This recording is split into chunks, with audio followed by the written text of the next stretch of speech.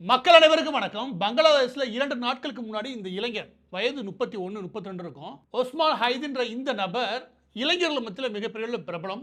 ஒரு ஜூலை மாதத்தில் ஒரு முக்கியமான போராட்டம் ஆளும் அரசுக்கு எதிராக நடத்தி இன்னமும் அதிகமாகவே இளைஞர் மத்தியில் சென்று சேர்ந்த நபர். இவர் 2 நாட்களுக்கு முன்னாடி மர்ம நபர்கள் இவர் தலையில் 4-5 குண்டை ஏற்றிட்டாங்க. அதற்கு காரணம் இந்தியான்னு சொல்லிட்டு இப்போ போராட்டத்தில் குதிச்சிருக்கானுங்க. ஆனால் போராட்டத்துக்கு வெறும் அது மட்டும் காரணம் கிடையாது. பெரும்பாலும் செய்தி ஊடகங்களை பார்க்கும்போது இந்தியாவுக்கு எதிரான போராட்டமாக தெரியும். ஆனால் அது மட்டும் காரணம் கிடையாது. இதை பற்றின முழு விவரங்கள் தான் இந்த வீடியோவில் நம்ம பார்க்க போகிறோம். அதற்கு முன்பு இந்த குறிப்பிட்ட ஒஸ்மான் ஹைதி இருக்கா இல்லையா, இவர் ஒன்றும் யோக்கியம்லாம் கிடையாது. அங்கிட்ட ஒரு வாரத்துக்கு முன்னாடி என்ன சொன்னார், இந்தியாவில் இருக்கக்கூடிய வடகிழக்கு மாவட்டங்களாக இருக்கக்கூடிய இந்த அருணாச்சல பிரதேஷ், நாகாலாந்து இந்த பகுதிகள் இருக்கு இல்லையா, இந்த மேற்கு வங்காளத்தை அடுத்து இந்த பகுதிகளை எல்லாத்தையும் வெட்டி எடுத்து பங்களாதேஷுடன் இணைஞ்சு ஒரு கிரேட் பங்களாதேஷை உருவாக்கணும், அதற்கு இந்தியாவை எதிர்த்து நிற்கணும் அப்படின்னு சொல்லி இவர் பேசியிருந்தாரு. இந்த பேச்சுக்கே 4-5 குண்டு இறக்கடா தப்புன்னு கிடையாதுன்னு வலைத்தளங்கள் முழுவதும் விமர்சனங்கள் உருவாச்சு. ஆனால் சொல்லி வச்ச மாதிரி மர்ம நபர் ஏற்றிட்டாரு. கவலைக்கிடமான நிலைமையில் அவங்க ஊரில் பார்த்தாங்க, முடியலை. சிங்கப்பூருக்கு அவசர சிகிச்சையை கொண்டு போனாங்க. அங்கே மூளைச்சாவு நடந்து அவர் இறந்துறதா அறிவிச்சிடுறாங்க. இதை தொட்டு பங்களாதேஷில் அடுத்த கட்ட போராட்டத்தில் குதிக்கிறானுங்க. கடந்த 10-15 வருடங்களாக நீங்கள் கவனிச்சா 2015களில் பங்களாதேஷ் ஒரு டூர் ஒன்று இருக்கும். அதில் இந்திய அணி இருக்கு இல்லையா, இந்திய வீரர்கள், இந்திய கிரிக்கெட் டீம் தான், அதை கொடூரமாக சித்தரித்து இவங்க போஸ்ட் போட்டுருப்பாங்க. இதை ஏன் நான் சொல்கிறேன் அப்படின்னா, கடந்த 15 வருடங்களுக்கு மேலாக பங்களாதேஷில் ஒரு பெரிய பிரச்சனை என்ன அப்படின்னா, தன்னோட எல்லா பிரச்சனைக்கும் இந்தியா காரணம் சொல்கிறது. இன்னொன்று அடிப்படைவாத இஸ்லாமிய அமைப்புகள் இருக்கு இல்லையா, இந்த அமைப்புகள் தீவிரமாக வளர்ந்து வருவது. இதுதான் அந்த நாட்டோடைய பெரிய பிரச்சனையே. சுதந்திரம் வாங்கி கொடுத்தது இந்தியா. இன்னைக்கு ஒரு டெமோக்ரஸியாக இருக்கிறோம். அங்கே ஒரு மதசார்பற்ற அரசை அமைக்கணும் முடிவு பண்ணுறோம். இப்படி நிலைமையில் கூட ஒரு ஜனநாயக நாடு தன் ஜனநாயகத்தை காப்பாற்றிக்கணும். அதை விட்டுட்டு அடிப்படைவாதத்தை நோக்கி போச்சு வச்சுக்குவேன், இன்னொரு பாகிஸ்தானை வேகமாக போய்கிட்டு இருக்கு பங்களாதேஷ். அதான் உண்மை. இதில் ஆளும் அரசா இப்போ இடைக்கால ஆளும் அரசாக நியமிக்கப்பட்டுள்ள முகமது யூனிஸ் இருக்காரு. இவர் வந்ததுக்கு அப்புறம் பெரிய புரட்சி ஏற்பட போகுது, அமைதி ஏற்பட போகுது, பங்களாதேஷ் பாருங்க இனிமேல் வளர்ச்சியை நோக்கி நகரும் அப்படின்னு ஏகப்பட்ட கதையை இவர் வரும்போது சொன்னானுங்க. ஒரு 2 வருஷம், எனக்கு 2 வருஷத்துக்கு முன்னாடி வச்சுக்குவேன், 2 வருஷத்துக்கு ஊர்பட்ட கதை சொன்னானுங்க. இந்த ஆள் வந்ததுக்கப்புறம் எதுவுமே சரியாகவே இல்லை. எதுவுமே சரியாகலைன்றது ஒரு பக்கம். எல்லா பிரச்சனையும் இவர் இப்படி ஆகிட்டார் அப்படின்னா, இங்கே நடக்கிற எல்லா பிரச்சனையும் மறைமுகமாக இந்தியாவை சாடுறதே ஒரு வேலையை வச்சுட்டார். இதன் காரணத்தினால இளைஞர்கள் மத்தியில் அந்த விஷயம் இன்னமும் அதிகமாக பரவ ஆரம்பிச்சிருது. ஒவ்வொரு முறையும் போராட்டங்கள் குதிக்கும் போதும் அங்களுடைய இந்துக்களை நோக்கி ஒரு அடிப்படைவாத கும்பல் போய் அந்த இந்துக்களுடைய கோவில்கள், இந்துக்களுடைய கட்டிடங்கள், வியாபாரங்கள், அவங்க சம்பந்தப்பட்ட தலங்கர்களை இதை உடைக்கிறது, அவங்க வீட்டை காலி பண்ணுறது. நேற்றுல ஒரு பயங்கரமான சம்பவம். அங்கேருந்து ஒரு இந்து இளைஞர் பெரிய அளவில் தாக்கி உயிரிழக்கும் நிலையை நோக்கி நகர்த்துறானுங்க. இது எல்லாமே இளைஞர்களுடைய கோபம் அப்படின்னு சொல்லி முடிச்சுறானுங்க. அது காரணம் இந்தியாவுக்கான கோபத்தை வளர்த்து விட்டுருக்கானுங்க. இவங்க தான் வளர்த்து விட்டது எல்லாமே. அப்போ இளைஞர்களுடைய கோபம், இந்த சாதாரண மக்களுடைய கோபம், இதெல்லாம் எதை நோக்கி நகருது அப்படின்னு கவனிச்சு வச்சுக்கோங்க, அந்த நாட்டோட நிலைமை என்னன்னு புரியும். இதையெல்லாம் நம்ம ஏன் பார்க்கணும்னா, இதெல்லாம் நமக்கு ஒரு நிச்சயமாக ஒரு பாடம்னு வச்சுக்கோங்க. ஏன்னா நம்ம ஊரில் இந்த மாதிரி உண்டு. நான் எலெக்ஷனில் ஓட்டு போகிறேன், எனக்கு என்ன கவர்மெண்ட் செஞ்சிச்சு, இந்த கேள்வியை கேட்காத நபர்களே கிடையாது. கவர்மெண்ட் என்ன செஞ்சிச்சுன்ற விட நம்ம என்ன வருமானம் வருதுனால அட்லீஸ்ட் சொல்கிறோமா கவர்மெண்ட்டுக்கு. உலகம் முழுவதும் வளர்ந்த நாடுகளை ஒப்பிட வேண்டியது. வளர்ந்த நாடுகளில் ஏற்கனவே 90% பேர் அவங்களோட வருமானம் என்னன்றதை வெளிப்படையாக காட்டுறாங்க. இங்கே வாழ்வாடம் என்னன்றதை காட்டுறதே கிடையாது. இப்படியான நிலைமையில எதற்கெடுத்தாலும் நான் ஓட்டு போறல, அப்போ அரசாங்கம் ஏதாவது தரணும், அரசாங்கம் ஏதாவது தந்துக்கிட்டே இருக்கணும். இந்த ஒரு எதிர்பார்ப்பு மனநிலை இருக்கு இல்லையா, இதுதான் நாடுன்னு ஒரு இருந்தால் அரசாங்கம் ஏதாவது கொடுத்துக்கிட்டே இருக்கணும். அப்படி ஒரு மனநிலைக்கு மக்களை எப்படியோ இந்த அரசியல்வாதிகளை தயார்படுத்துறது இல்லையா, அந்த போக்கு பங்களாதேஷில் அதிகமாகவே உண்டு. ஆனால் அதை விட முக்கியம், அந்த நிர்வாகம் கெட்டு குட்டிச்சோரா போனது. அதுக்கு மிகச்சிறந்த எடுத்துக்காட்டுன்னு பார்த்தீங்கன்னா இது ஒன்று போதும். அதாவது இந்தியாவுக்கான மனநிலை, மற்ற மனநிலைலாம் இவங்க அந்த பிரச்சனைகளை தீர்க்கறதுக்கு ஒரு வடிகாலாக யூஸ் பண்ணுறாங்க ஒழிய உண்மையான பிரச்சனையை தேர்வு செஞ்சு அந்த பிரச்சனையை தீர்வு காண்றதில்ல. ஒவ்வொரு ஆண்டும் விலைவாசியோட உயர்வு இல்லையா, அது ஏறக்குறைய இன்ஃப்ளேஷனை பொறுத்தவரைக்கும் 2% இல்லை 2.5%, 1.5% இருக்கணும். இல்லை வளர்ந்த நாடுகளில் ஏறக்குறைய 2.5லேருந்து 3% வரைக்கும் இருக்கும். இந்தியாவை பொறுத்த வரைக்கும் 3% அளவில் இருக்குன்னு வச்சுக்கோங்க. ஆனால் இங்கே அந்த ஆள் யார், அந்த முகமது யூனிஸ் இருக்கார் இல்லையா, அவர் வரதுக்கு முன்னாடி ஏறக்குறைய 5லேருந்து 6லேருந்து 7% வரைக்கும் இருக்கும். இதுவே விலை ஏற்றம் உச்சண்டானுங்க. அந்த ஆள் உட்காந்து 1.5 வருஷத்தில் 9லேருந்து 10% போயிருக்கு. அப்பப்போ 12, 14 போயிட்டு வருது. இவ்வளோ ஏறுச்சுன்னு வச்சுக்கோங்க, மாத செலவு 10,000 செலவு பண்ணுற இடத்துல அடுத்த மாதமே 12,000 செலவாகும். ஒவ்வொரு பொருளோட விலையும் 20லேருந்து 30% ஏறுச்சுன்னு வச்சுக்கோங்க. இது எல்லா பொருள்களுக்குமானது. அப்போ உணவுப் பொருள்கள், மற்ற பொருளுடைய ஏற்றம் இல்லை, இது 15% அளவு இருக்குது. இதுதான் நேரடியாக ஒவ்வொரு குடும்பங்களையும் தாக்க வல்லது. அதாவது ஒவ்வொரு குடும்பமும் கோபமாகி அரசின் மீது நம்பிக்கை இழந்து, இந்த அரசாங்கத்தின் மீது நம்பிக்கை இழந்து பிறகு கஷ்டமான நிலைமைக்கு தள்ளுது இல்லையா, இதுதான் மிக முக்கியமானது. அதை ஏதாவது கட்டுப்படுத்துறதுக்கு வழி பாருங்கன்னா, நேராக வந்து கிரிக்கெட்லேருந்து எல்லாத்துலேயும் இந்தியாவுக்கு எதிராக பிரச்சாரம் பண்ண வேண்டியது. இதனால ஏதாவது தீர்வு கிடைக்குமா? எந்த தீர்வும் கிடைக்க போகிறது கிடையாது. அதற்கடுத்து இந்த ஆள் வந்து உட்கார்ந்ததுமே பாருங்க, எல்லா கரப்ஷன், அதாவது எல்லா விதமான ஊழல்களும் ஒழிக்கப்படும்ட்டானுங்க. இந்த ஆள் வந்து உட்கார்ந்ததுக்கு அப்புறம் தான் வெறும் இந்த ஸ்டூடெண்ட்ஸ் இருக்காங்களே அவங்களுக்கு வைக்கக்கூடிய தேர்வு, அரசு தேர்வு இல்லையா, நம்ம தமிழ்நாடு மாதிரி வச்சுக்கோமே. ஸோ 35 லட்சத்துக்கு வாங்கி கவர்மெண்ட் ஜாப் கொடுக்க வேலை, அந்த மாதிரி எல்லா பக்கத்தும் ஆரம்பிக்க வேண்டியது. கோட்டா சிஸ்டமும் இருக்குது, அதையும் மிஸ்யூஸ் பண்ண வேண்டியது.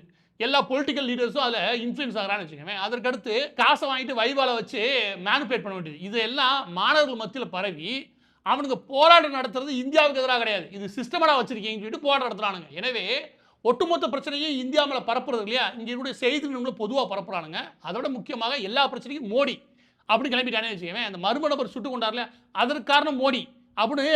இந்த பிரச்சனையும் எப்படி தமிழ்நாட்டில் திமுக எப்படி வீட்டில் தண்ணி வரலன்னா கூட மோடி கிளப்பி விட்டாங்களோ, அதே மாதிரி பங்களாதேஷுடைய செய்தி எப்படி ஆக்கிட்டாங்க அப்படின்னா, அது எல்லாத்துக்குமே காரணம் இங்கே ஆளும் பாஜக இல்லாட்டி மோடி தலைமையான அரசு அப்படின்னு பரப்ப ஆரம்பிச்சிட்டாங்க. அங்கே இருக்கிற நிதர்சனமான பிரச்சனை இது வந்ததுல நீங்க ஏதாவது கொஞ்சம் நம்பிக்கையை சம்பாதிக்க முயற்சி போகணும். ஒரு பக்கம் மிடில் கிளாஸோட நம்பிக்கை சம்பாதிக்கீங்களா? அது கிடையாது. இன்னொரு மாணவருடைய இல்லாட்டி இளைஞருடைய நம்பிக்கை சம்பாதிக்கிற அதுவும் கிடையாது. இது எல்லாம் பார்த்தாது ஒவ்வொரு போராட்டம் ஆரம்பித்தது ஒரு டஜன் அடிப்படைவாத கும்பல், இஸ்லாமிய அடிப்படைவாத கும்பல் உள்ள பூந்து இருக்குது. அதில் ஜமாத்தி இஸ்லாமி இதுவும் தேர்தலில் குதிக்குன்னு வச்சுக்கோங்க. ஜமாத்தி இஸ்லாமியை பொறுத்த வரைக்கும் உள்நாட்டு குழப்பங்கள் இல்லாட்டி சிவில் வார், அந்த ஊரில் சிவில் வார் நடக்கும்போது அதில் நடந்த பிரச்சனைகளுக்கு அதுக்கான அனைத்து வழக்குகளையும் சந்திக்குது. ஆனால் என்னைக்கு ஷேக் ஹசீனா அவர்கள் அந்த நாட்டை விட்டு வெளியேறினாரோ அதுக்கப்புறம் ஜமாத்தி இஸ்லாமி அதோடைய மொத்த கட்டமைப்பு இறுக்கமாகி பெரிய லெவலில் பலமாயிட்டானுங்க. இவங்களோட வளர்ச்சி இருக்கு பாருங்க, இது இன்னும் மோசமடைய செய்து பங்களாதேஷ். எதனால இந்தியா மீதான எல்லா பிரச்சனையும் திருப்பப்படுது அப்படின்னா, இந்த அடிப்படைவாத அமைப்புகள், இந்த அடிப்படைவாத அமைப்புகளுக்கு போதுமான அளவுக்கு சர்வதேச மையங்கள்ல இருந்து காசு கிடைக்குது.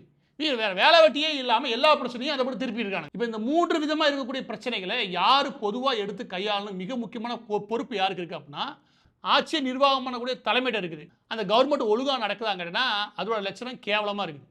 இதையெல்லாம் ஓரளவுக்கு கேட்குற பவர் யார்கிட்ட இருக்குது அடுத்தனா, அதுக்கப்புறம் இருக்கிறது இண்டிபெண்டன்ட் பாடியாக இருக்கிறது கோர்ட், நீதிமன்றங்கள். ஆனால் நீதிமன்றம் இருக்கு பாருங்க, அது கேவலத்திலையும் கேவலமாக செயல்படுது. இவர் வந்து உட்கார்ந்ததுலேருந்து வேலை என்ன தெரியுமா பார்த்துக்கிட்டு, ஷேக் ஹசீனா இருக்காங்களே அவங்களோட கட்சியில் எவன் இருக்கான், அவன் எவனை பிடிக்கலாம், அதை எப்படி முடக்கிறது, அதுக்கு எப்படி தீர்ப்பு கொடுக்குறது, இந்த வேலையாக தான் 24 அரசியல் தலையீட்டோட அரசியல் சார்ந்த முடிவுகள் எடுக்கிறது தான் நீதிமன்றங்கள் தீவிரமாக இருக்கே ஒழிய, அந்த சிஸ்டம் சரியாக ஒர்க் ஆகலை, அந்த சிஸ்டத்தில் ஏதோ தப்பு இருக்குது, அந்த சிஸ்டத்தை சரி செய்வோம் அப்படின்ற நோக்கமே கிடையாது. அப்போ தப்பு நடந்தால் அது சரி செய்ய வேண்டிய இடத்துல இருக்கக்கூடிய இண்டிபெண்டன்ட் பாடியா தனி அதிகாரத்தோடு இருக்க வேண்டிய ஒரு நீதிமன்ற கட்டமைப்பு மிக மோசமாக இருக்கிறது. இன்னமும் அந்த அரசாங்கத்தை மிக மோசமான பலவீனமான நிலைமைக்கு தள்ளுது. இதுதான் அந்த நாட்டினுடைய உள்நாட்டு குழப்பத்துக்கும் தொடர்ந்து போராட்டங்கள் உருவாகிறதுக்கும் காரணமே ஒழிய இங்க இருக்கிற நரேந்திர மோடி அரசோ இல்லை இந்தியாவோ அல்ல. இதற்கிடையே இருக்க வேண்டிய நம்பிக்கைனா என்ன அப்படின்னா, ஒரு தேர்தல் ஒழுங்காக நடந்து முடியணும். அந்த தேர்தல் நடக்கிறது அடுத்த பிப்ரவரி மாதம் முடிவு பண்ணிருக்கான்னு வச்சுக்கோங்க. அந்த தேர்தலை ஒழுங்காக நடத்தி முடிக்கணும். அந்த தேர்தலில் ஒரு சரியான தலைவரை மக்கள் தேர்வு செய்யணும். இதுதான் அவங்கள்ட்ட இருக்கக்கூடிய கடமை. அவர் தேர்வு செஞ்சுட்டு அவர் என்ன வாக்குறுதிகள் கொடுக்குறாரு, அந்த வாக்குறுதிகள் அவர் நிறைவேற்றுறாரு. இது எல்லாமே சிஸ்டமாக மேஜிக் பண்ணி ஒரே நாள் நடக்கிறது கிடையாது. அடுத்த 10-15 வருஷங்கள் இது எப்படி நடக்குது, அதோடைய இம்ப்ரூவ்மெண்ட் இருக்கான்னு பார்க்கணும். ஏற்கனவே அந்த நாட்டில் மிக பலமாக இருந்த கடந்த 13 வருடங்களுக்கு மேலாக ஆட்சியில் இருந்த அவாமி லீக், அது ஷேக் ஹசீனா அவருடைய கட்சி, அவங்க தான் பலமாக இருந்தது. அவங்களை அனுப்பியாச்சு. பலவீனமாக இருக்கக்கூடிய 2 முக்கியமான கட்சிகள் போட்டியிடுது. பங்களாதேஷ் நேஷனல் பார்ட்டி இல்லை ஜமாத்தி இஸ்லாமி, இந்த 2 அமைப்புகளில் ஏதாவது ஒன்று தான் வரக்கூடிய தேர்தலில் வெற்றி பெறக்கான வாய்ப்பு உண்டு. எனக்கு தெரிஞ்சு பங்களாதேஷ் நேஷனல் பார்ட்டி வெற்றி பெறக்கான வாய்ப்பு உண்டு வச்சுக்கவேன். அந்த தேர்தலை ஒழுங்காக நம்மளுடைய கடமையை செஞ்சு வரக்கூடிய நபர்கள், அதை நேர்மையான நபர்களை தேர்வு செய்யறது மட்டும் தான் மக்கள் இருக்கக்கூடிய அதிகபட்ச கடமை. 2 கடமை இருக்குன்னா, ஒன்று சரியான நபர்களை தேர்வு செய்யுது, இன்னொன்று நாட்டுக்கு வெளிப்படைத்தன்மையோட உண்மையாக இருக்கிறது. நாடு தான் எல்லாமே செய்து எதிர்பார்க்காம நாட்டில் நமக்குன்னு ஒரு பொறுப்பு இருக்குது, ஒரு கடமை இருக்குது, அதை ஒழுங்காக செஞ்சு வெளிப்படைத்தன்மையோட இருக்கிறது. இது எல்லாத்தையும் விட கவர்மெண்ட் ஏஜென்சி வாட்ச்டாக்காக இருந்து விஷயங்கள் என்ன நடக்குது, நடக்கிறதுக்கு முன்னாடியே முடக்கிறது, அந்த போராட்டங்கள் எந்த தன்மையோட போய்கிட்டு இருக்குது, இதையெல்லாம் கவனித்து அதை மேற்கொண்டு நகர விடாமல் தடுத்து நிறுத்தி ஆரோக்கியமாக இளைஞர்களை சரியான வழிபடுத்துறது இல்லையா, அது அந்த கவர்மெண்ட் செய்ய வேண்டிய வேலை. இது எல்லாத்தையும் விட்டுட்டு எல்லா பிரச்சனைக்கும் காரணம் இந்தியா தான். எந்த பிரச்சனை வந்தாலும் சரி, இந்து கோவில்கள், இந்து வழிபாடு தலங்கள், இந்துக்களுடைய தலங்கள், இதை நோக்கி போய் அடிப்போம் உடைப்போம் இருக்கு இல்லையா. இதனால இந்த நாடு இன்னும் மோசமான நிலைமைக்கு போய் பாகிஸ்தானோட இன்னும் கீழே போறதுக்கான வாய்ப்புகள் மிக மிக அதிகம். இதுல இந்தியா மீது போர் தொடுக்கணும், மண்ணாங்கட்டி தொடுக்கணும் வேற வசனம் பேசிட்டு இருக்கானுங்க. ஏற்கனவே ஒருத்தன் பேசிதான் நல்ல குண்டு இறங்கி போய் சேர்த்துட்டான். இதுல வாழ்க்கையிலேயே வசனம் பேசிட்டானுங்க. இந்த பதிவோட இறுதியாக ஒரு அதிர்ச்சிகரமான விஷயம் ஒன்று இருக்குது. அது என்ன அப்படின்னா, பங்களாதேஷ்ல இந்தியர்களுடைய இந்திய அரசனுடைய தலையீடு இருக்கு அப்படின்னு சொல்றாங்க. எனக்கு தெரிஞ்சு பங்களாதேஷோட தலையீடு தான் அது இந்தியாவில் இருக்கு. அது எங்கே இருக்குது அப்படின்னா, நம்ம தமிழக வெற்றி கழகம் இருக்கு பாருங்க, இந்த ஆதவ அர்ஜுனா அந்த ஆளை பிடிங்க. நான் திரும்பவும் சொல்கிறேன், இது நான் ஒரு ஜோக்குக்காகவோ இல்லாட்டி ஒரு உண்மைக்கு மாறணும் சொல்லலை. இவங்க ஒரு முறை பாருங்க 1 மில்லியன் வியூ போயிருச்சு, 2 மில்லியன் வியூ போயிருச்சுன்னு ஒரு பிரச்சாரம் ஒன்று பண்ணானுங்க. அது எல்லாரும் இங்கே கவனிக்க மறந்துட்டீங்க. அது விஜய் அவர்களுடைய போஸ்ட்டு. ஆனால் அதில் விழுந்தது பெரிய லெவலில் விழுந்தது எல்லாமே பங்களாதேஷில் இருக்கக்கூடிய இன்ஃப்ளூயன்சரை வச்சு தான். அப்போ பங்களாதேஷில் இருக்கக்கூடிய ரொம்ப இன்ஃப்ளூயன்ஸாக இருக்கக்கூடிய சோசியல் மீடியா தளங்கள் இருக்குல்லையே, அதை பயன்படுத்தி இங்கே ஒரு மாயை கட்டமைக்கிறதுக்கு முயற்சி பண்ண முடியும்னா, அப்போ பங்களாதேஷோட இன்ஃப்ளூயன்ஸ் இங்கே இருக்குன்னு அர்த்தம். ஏற்கனவே லாட்டரி மார்ட்டின் கும்பலுக்கு பங்களாதேஷோட தொடர்பு இருக்கிறது வெளிப்படையாக நம்ம தேடினாலே கிடைக்கக்கூடிய விஷயம். போதுமான அளவுக்கு ஆதாரங்கள் உண்டுன்னு வச்சுக்கோங்க. அப்போ அங்கே இருக்கக்கூடிய இளைஞர்களை வச்சு, அங்கே கூட இன்ஃப்ளூயன்ஸரை வச்சு இங்கே ஒரு மாயை கட்டமைக்கிறதுக்கு ஒரு கும்பல் முயற்சி பண்ணுதுன்னா, எனக்கு தமிழக வெற்றி கழகத்தை சேர்ந்த ஆதவ அர்ஜுனா கும்பல் தான் வச்சுக்கோங்க. இதை நான் குற்றச்சாட்டாகவே வைக்கிறேன். இதன் மீது தேர்தல் ஆணையம் போதிய நடவடிக்கை எடுக்கிறதுக்கு யார் யார் முடியுமோ அவ்வளோ பேரும் புகார் கொடுக்கறது நல்லது. ஏன்னா இதுக்கு ஆதாரம் வெட்ட வெளிச்சம் வெளிப்படையாகவே இருக்குன்னு வச்சுக்கோங்க. எனவே பங்களாதேஷுடைய விவகாரத்தை பொறுத்த வரைக்கும் இந்த இளைஞர் மறந்து விட்டார்னா அது ஒன்றும் பண்ண முடியாது. அந்தளவுக்கு இந்தியாவோட வெறுப்பை பரப்புனது அவருக்கு வந்த கர்மா போய் சேர்ந்துட்டாப்புல. ஆனால் அதை விட நம்ம கவனிக்க வேண்டிய விஷயம், பங்களாதேஷில் உட்காந்து நம்ம ஊரில் என்ன பண்ணுறான்றது. அவங்க உள்ள ஊடுருவுறதும் நமக்கு பிரச்சனை, அங்கே உட்காந்து தேர்தலை இன்ஃப்ளூயன்ஸ் பண்ணுறதுக்கு முயற்சி பண்ணுறதும் தப்பு. இந்த ரெண்டையும் தடுக்கணும். ஒன்றை தடுத்துட முடியும் எல்லை தாண்டதை, இன்னொன்று இந்த கும்பலை விசாரிக்கிறதுனால மட்டும்தான் முடியும்.